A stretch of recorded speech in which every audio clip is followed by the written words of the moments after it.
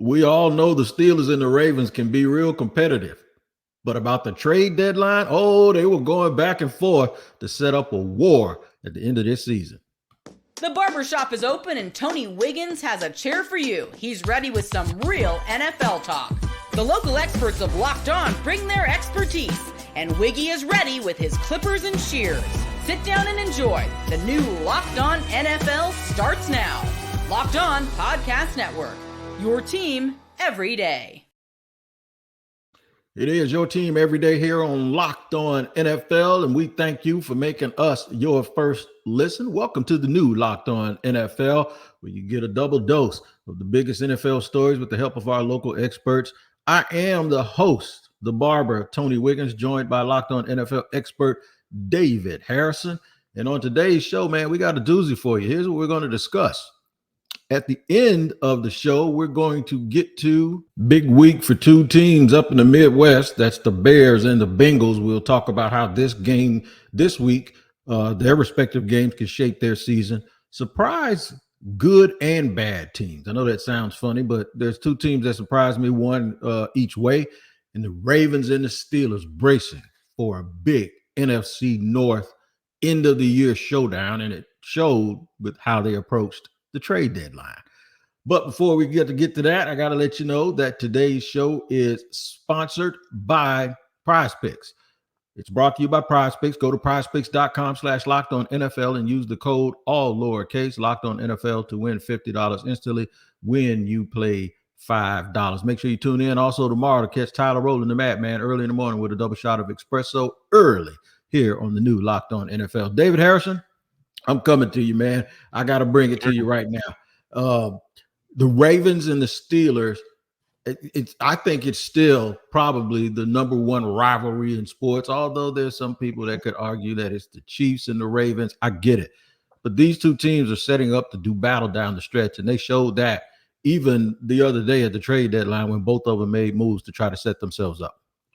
Yeah, absolutely. I mean, one of the great parts about sports is when good teams are trying to become great teams and just kind of outbid everybody. You just love seeing people go for it. You know what I mean? Like the NFL has the best model for creating parity in any pro sports league across the board. I don't know why others don't kind of model that. Like imagine what happens if the Cleveland Cavaliers get comp picks when LeBron James goes to Miami as a free agent, right? Like, I mean, I don't know why other leagues don't model this because it's the best way to keep your entire league entertaining. But that being said, we cover the NFL. NFL is king, and this is one of the reasons they are king, because everybody is like, as much as this is about the Steelers and Ravens going kind of move for move and toe to toe, being like, okay, I see your Deontay Johnson, I raised you this move. It's about hunting down the Kansas City Chiefs. Like this is about hunting down the Kansas City Chiefs. And what you love about it is the Kansas City Chiefs saying, "Oh, we see you coming." And we're not just going to be this slow animal out here in the middle of nowhere enjoying the fat from our previous hunts and our successes. No, we're going to go out. We're going to get D-Hop. We're going to go get some pass rush help. And we're going to make moves ourselves to make ourselves less catchable. The only team I'm disappointed with in this whole scenario, the Houston Texans, man. Y'all are 6-3. Y'all are 6-3, and you're trading away players. I mean, granted, they're players you're probably not using anyway, but you're trading away players for draft capital. Like, come on, man, get in the mix. And you went hard after Stephon Diggs. I got you. We've got to give him credit for that. But you look at the teams around you, you're going to win your division probably, right? I think that's the expectation, and that's great. That's the first step. But when you get to the playoffs and you see the Pittsburgh Steelers with these new people and the people they brought in, the Baltimore Ravens, Kansas City Chiefs, you're not going to be able to keep the Buffalo Bills. I forgot. I completely haven't even mentioned the Buffalo Bills in this arms race. The AFC of the conferences, the AFC is doing it right. I love it. It's the widest gap between the best teams and the worst teams compared to the NFC. But you know what? The rich are going out there and getting richer, but this time it's not because they're getting any favors, because they're doing the work to go make themselves richer. All right. Now, Kevin Ostracker was a little bit surprised that the Ravens didn't go in a certain way. He covers Locked On Ravens. Of course, he's here with us every Tuesday, also here on Locked On NFL. Listen to who he says has to step up. The Lions obviously lost Aiden Hutchinson for the year. Brutal injury for them. And you have a Ravens team that when you're looking at worst pass rush win rate since the Lions lost Aiden Hutchinson. So obviously that was a couple weeks ago, but so over the last couple of weeks here, worst pass rush win rate in the league. Baltimore Ravens, worst in the league, 23%. 23% pass rush win rate. Now, there are a lot of reasons that we can kind of walk through as opposed to why the Ravens didn't go after a pass rusher. Apparently, they were looking at options, but at this point, you have 11 picks. It's okay to overpay, especially when you have a bunch of later round picks that you can rely on. They just can't add everybody now, but I see what he's talking about. But they tried to fix it by adding a defensive back with the hopes that they added offense and then they added a defensive back. It's almost like catch me if you can. That's what they're going to say. You can't outscore us with the way that we're going to play. Right. This is about Lamar Jackson, right? Like when you look at the moves that the Baltimore Ravens did actually make, their low capital moves, they're giving up a 7th round draft pick and a pick swap with the Los Angeles Rams a year later to go get a veteran cornerback. Like they're going and getting Deontay Johnson for not a whole lot of draft capital. This is a Lamar Jackson move. When you have a contract, when you have a quarterback under contract for as long as the Baltimore Ravens do, I think a lot of teams kind of err towards the side of we paid you for a reason. And that can get a little bit dangerous if you take the approach the New York Giants did with it, right? Where you go off the deep end of we paid our quarterback for a reason. But then what the Baltimore Ravens are trying to do is put themselves in a situation where we have the ability to bring in young contracts, low contracts, not cash strap ourselves, hang tie ourselves to any one specific model of team so that we can remain flexible. Optionality is the word that GMs love to have. Big word. If you go out there and get a Zadarius Smith, right? I don't want to say a complete, like that one move, and that's what's frustrating for Ravens fans because you look at Zadarius Smith, you're like, bro, that doesn't take away optionality. I got you.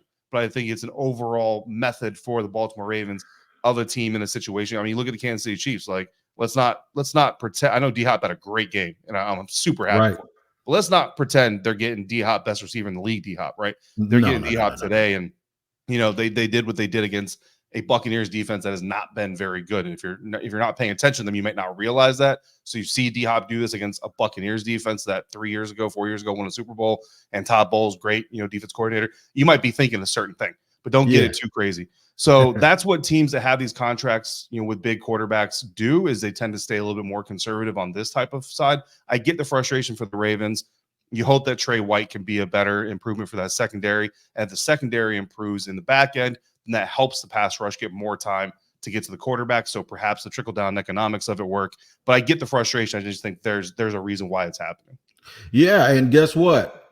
Do you think that Pittsburgh doesn't care? You know what Pittsburgh says? Whatever you put out there, I called it. As a matter of fact, I raise it. Listen to what Chris Carter says, and then we'll give our analysis on that. Hey everyone, Chris Carter here for the Locked On Steelers podcast with another trade update. The Steelers have made a move with the Green Bay Packers to trade for edge rusher Preston Smith with a 7th round pick. Now, Preston Smith coming in, a lot of people are saying, why do they need another edge rusher? Well, Mike Tomlin kind of hinted to this in the Tuesday press conference, talking about how the Steelers were kind of limited in what they could do blitz-wise when Alex Highsmith and Nick Herbig were hurt. Now, Alex Highsmith's back healthy. They're expecting Nick Herbig to be back soon. But what I think Preston Smith is, he's the guy that they were hoping to have when they brought back Marcus Golden, but he retired in the middle of training camp, and they were kind of left to having 3 edge rushers that they can trust. Now, Preston Smith is an experienced guy. He had 8 sacks in back-to-back seasons before this year. He had 2.5 sacks in 9 games. They're hoping he can be that guy to be that 4th edge rusher, give them more versatile blitz looks. We'll talk more about that in the full episode of Locked On Steelers on your favorite podcasting apps and on YouTube. I'm Chris Carter.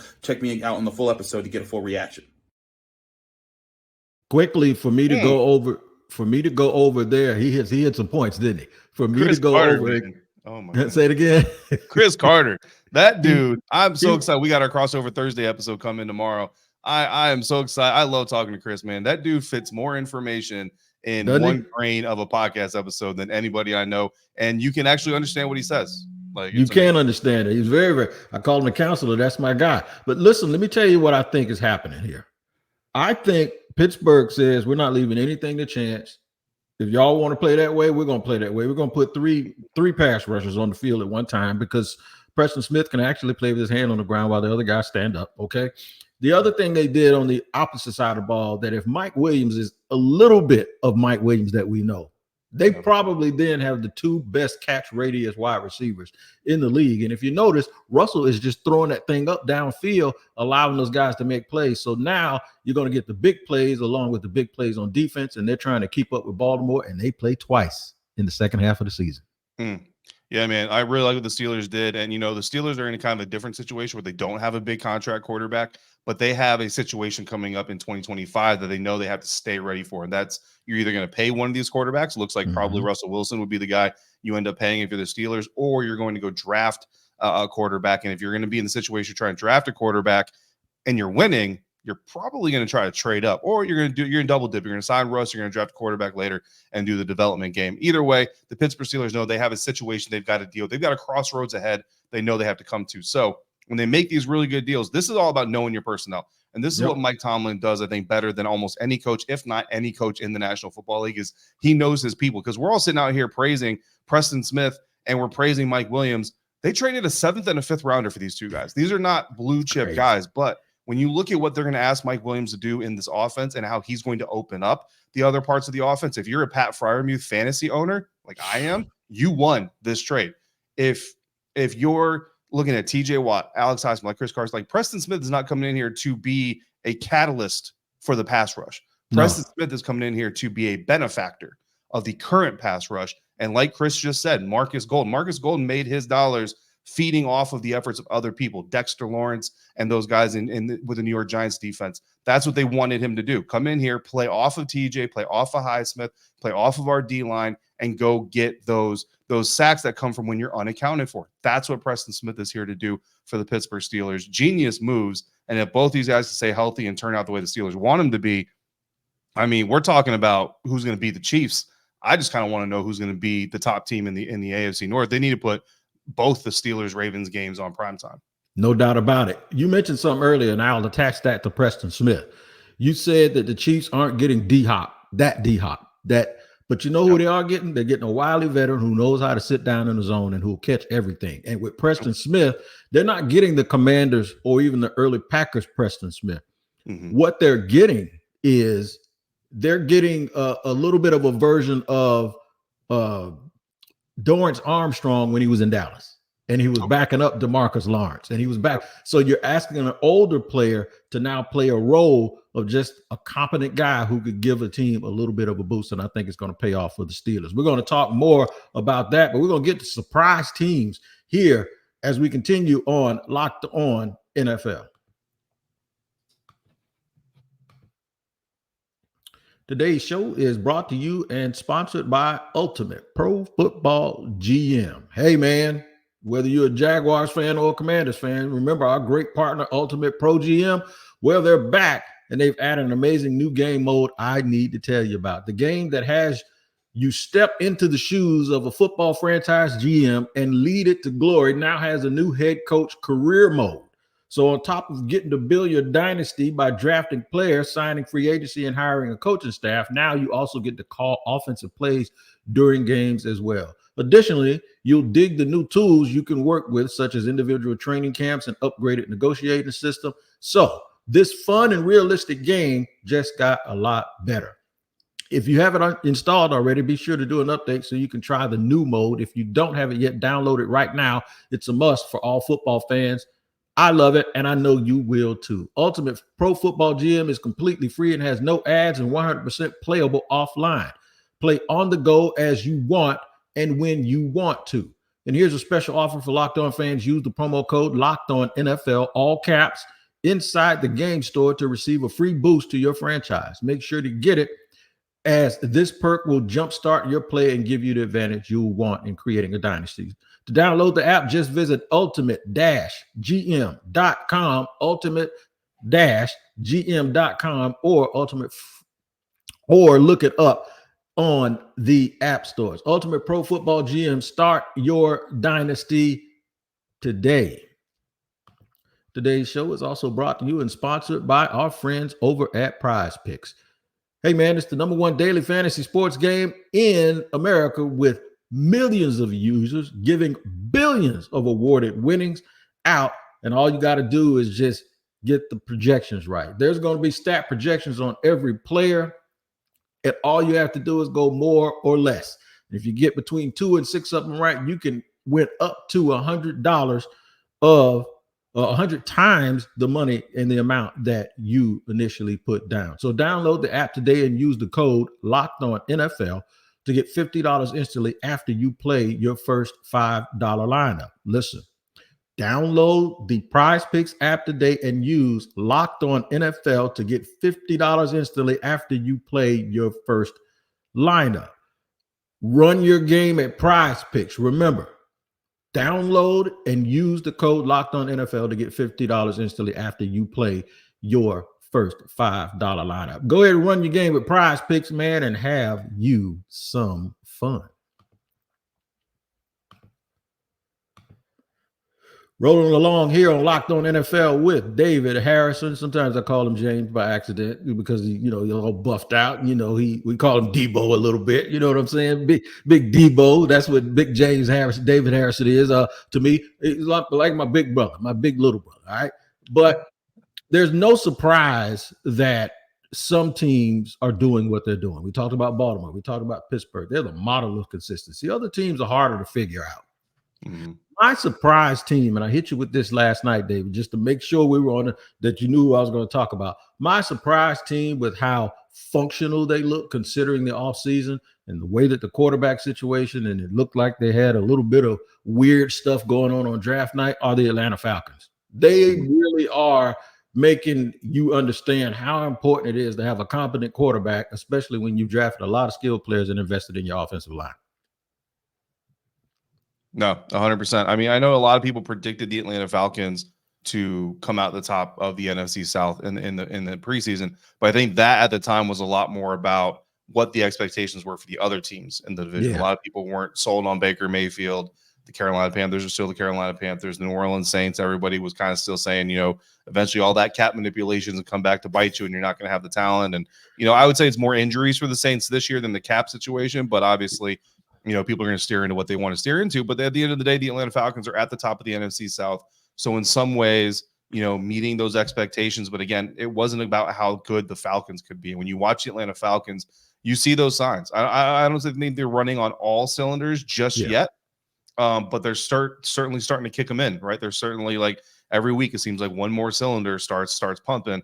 And this is a team that if they can get on a roll and they can really figure it out with all the weapons they have and the defensive players they have, they're a team that can become very, very dangerous. I think everybody believes it's a Detroit Lions, conference to lose at this point in time. We'll see how the 49ers do as they get as healthy as they can. Obviously, Ayuk is not coming back at all, but the Detroit Lions, just like anybody else, are not unbeatable. And the Atlanta Falcons certainly look like one of those teams that's gearing up to try to be a contender in the NFC. Well, Aaron Freeman is one of the people that is giddy along with everybody else that I know in Atlanta right now. Check him out. The Falcons moved to 6-3 with an impressive win over the Dallas Cowboys. I'm Aaron Freeman of Locked On Falcons. It was an impressive day for both the Falcons offense and defense, perhaps their most complete game of the 2024 season to kick off the month of Kirkvember, beating the Dallas Cowboys 27-21. Kirk Cousins passed for 222 yards and 3 touchdowns, with the Falcons adding 100 yards rushing on the ground. Bijan Robinson had 145 total yards, and Darnell Mooney caught 88 yards receiving and a touchdown. And even the Falcons' struggling pass rush added 3 sacks, moving their season total to 9. The Falcons have a chance to extend their grip on first place in the NFC South, facing the New Orleans Saints on the road next week. For more coverage on how high this Falcons team can fly in Kirkvember, follow Locked On Falcons, part of Locked On Podcast Network, your team every day. I forgot they were playing the Saints. That's going to get ugly. Those teams don't like each other very much, and that's going to be real ugly this week. He hit it dead on the head, David. I wouldn't put too much credence in them beating Dallas these days because I think South Lake High School in Texas can probably give Dallas a run for their money the way it's going right now. Let me pivot a little bit. Let me go down I-95. We'll go down 85 to 75 to 95 and go down to Miami.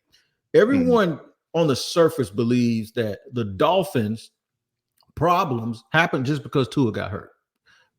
My man, Matt Williamson, that comes on Friday on Locked On NFL, the one of the people that started Locked On NFL, he said they got too many Ferraris and they need a dump truck.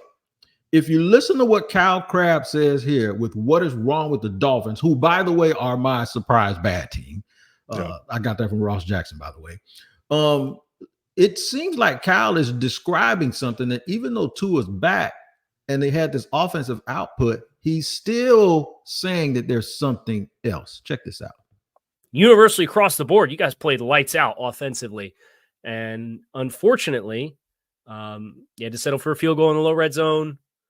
You had a fumble coming out of halftime that you were going to go up probably 2 scores if Raheem Mostert doesn't fumble.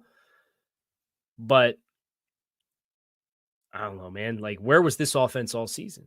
And it wasn't just, wow, the guys played hard. The design was coherent.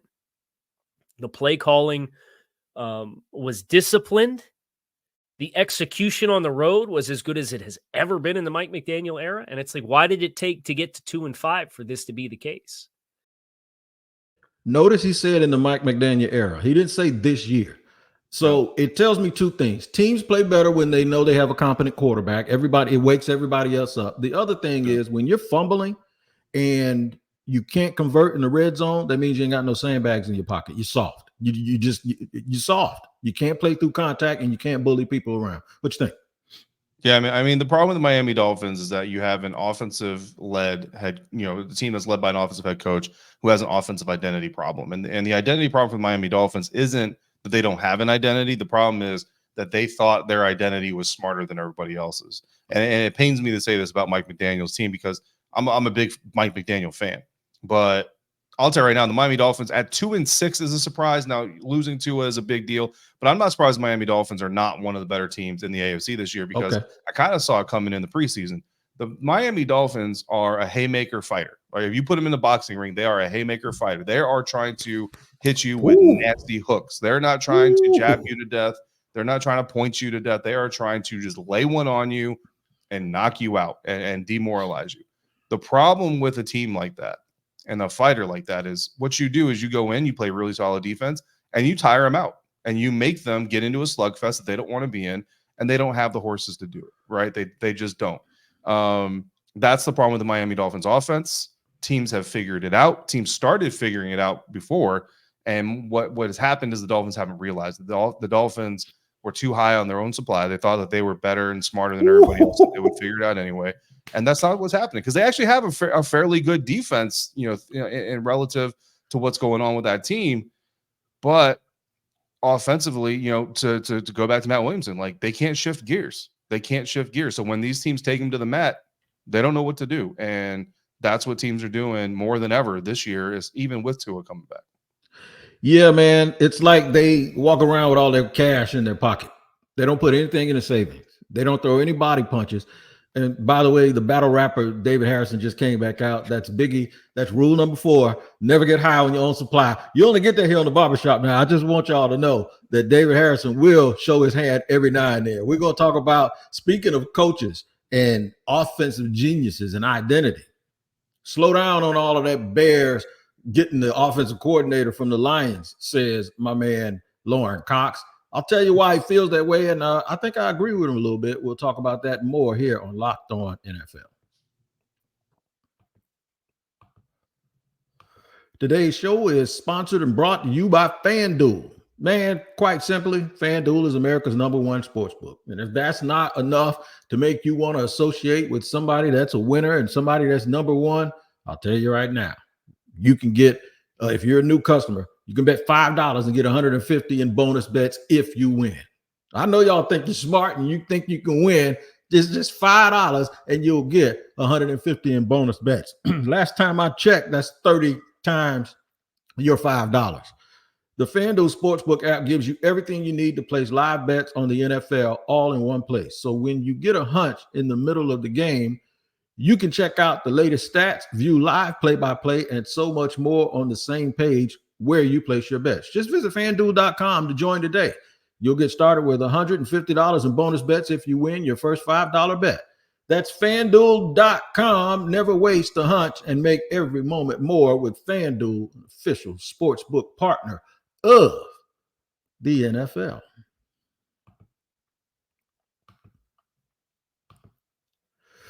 All right, rolling along here. Third segment of Locked On NFL with David Harrison of Locked On NFL, Locked On Commanders. There's a lot of talk about Matt Eberflus. DJ Moore, the wide receiver, was asked, I don't know if he was on a podcast or just an interview, a phone interview, if Eberflus had lost the team. And he said, well, I don't want to say no. When somebody says they don't want to say something, they don't want to say it, but they probably should be saying it because it's probably true, right? And there's a lot of talk about Ben Johnson. The whole play caller thing, David, and we have discussed that before. Lauren Cox said this, and this is a week ago that he said this. Be careful, because there's rumors out there that the job that Ben Johnson really wants is the one in Chicago that a lot of people feel is going to be vacant very soon if Matt Eberflus keeps up that foolishness and Tyreek Stevenson keeps up that foolishness. Listen to what Lauren Cox says right here on Locked On Bears. It's important to remember here for Ben Johnson, yes, no doubting, he's doing a great job with the Detroit Lions offense. They are great. He's a great offensive coordinator. But not all great offensive coordinators are great head coaches. Head coaches have to do a lot of different things beyond just offensive coordinating. And I feel like we saw this with Matt Nagy, and we even saw this with Mark Trestman. Not that Ben Johnson is going to be either of those two guys, but we all thought Matt Nagy was going to come from Kansas City and be a great offensive coordinator and do with Mitch Trubisky what he was doing with Patrick Mahomes in Kansas City. That was the whole point. But we found that a really great offensive coordinator into a head coach role has more than just offensive coordinating at his disposal. And sometimes that can become a problem here. Maybe Ben Johnson can handle the head coaching duties and be a great head coach. We'll see, but we don't know that.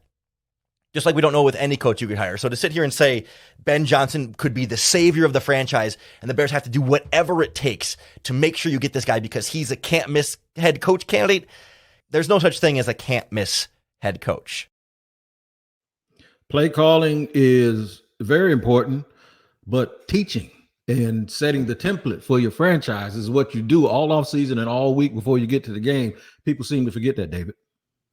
Yeah, coaching matters, and coaching matters in a lot of different ways, and no one coach does it by himself. And I think that when you look at hiring Ben Johnson and wanting to hire Ben Johnson, the question you have to ask yourself, and the question that nobody out here can answer, who's his staff? That, to me, is the most important thing. The second most important thing is, what is he being asked to do?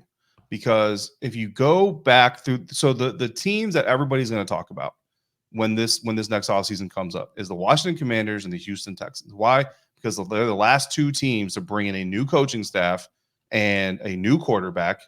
Granted, Chicago's not bringing in a new quarterback. They're going to continue with Caleb, but similar situations, and they caught the world on fire. The Houston Texans did what they did. The Washington Commanders are doing what they're doing.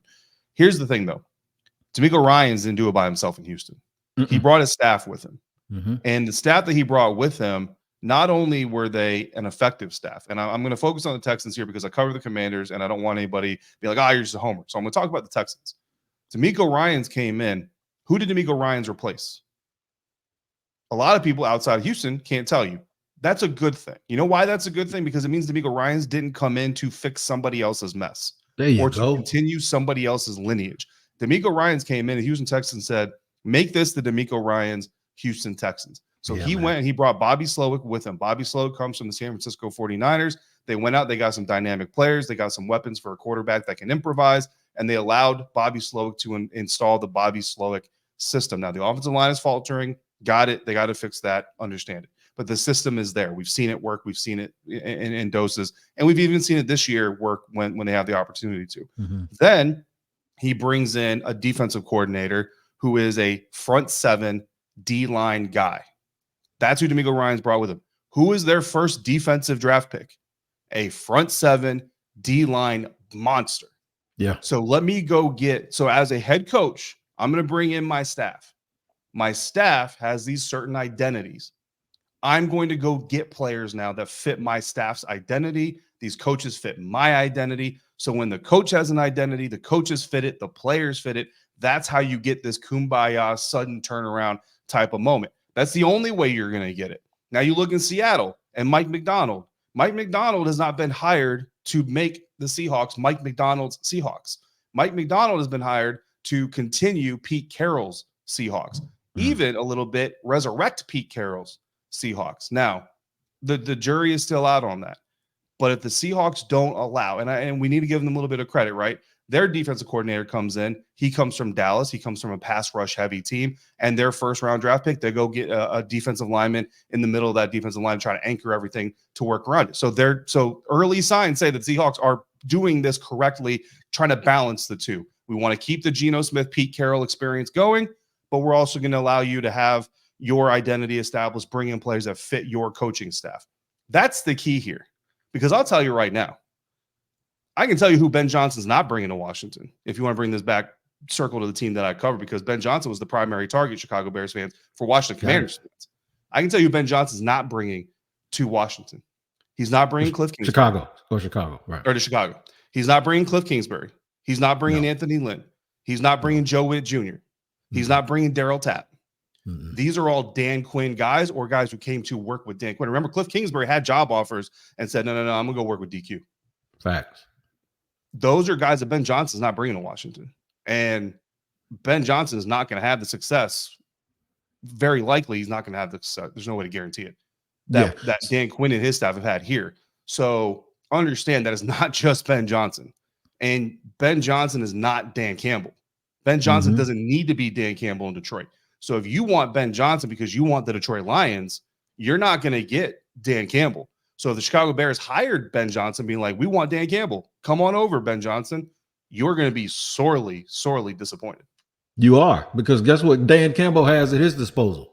He has Ben Johnson, who's the play caller on offense, and he ain't got to worry about that. So, and the other thing, how this play caller thing goes, Cliff Kingsbury was almost laughed at as a head coach. And now people are saying because of his success with Jaden Daniels, he needs to be the coach. All of these teams that are needing coaches, they're thinking about Cliff Kingsbury. That's just how quickly people can forget.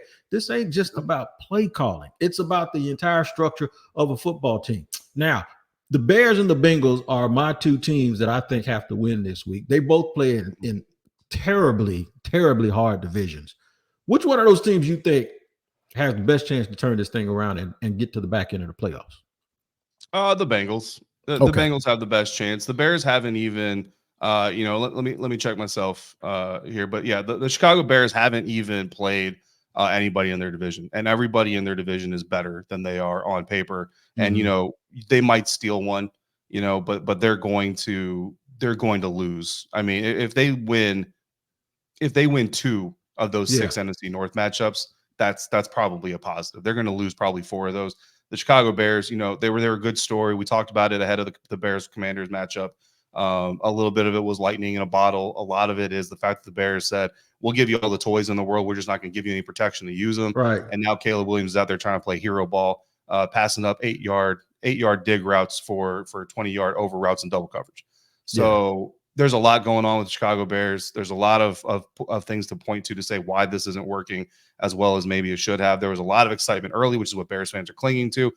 They might beat the New England Patriots, but you're not going to beat, I don't believe, I'll put it to you that way. You're not going to beat the Packers, Vikings, Lions. You got those 3 teams in a row. If you come out of that stretch 5-7, you're on track. If you come out of that stretch 6-6, you should feel good about yourself. But then you got the Niners, Vikings, Lions.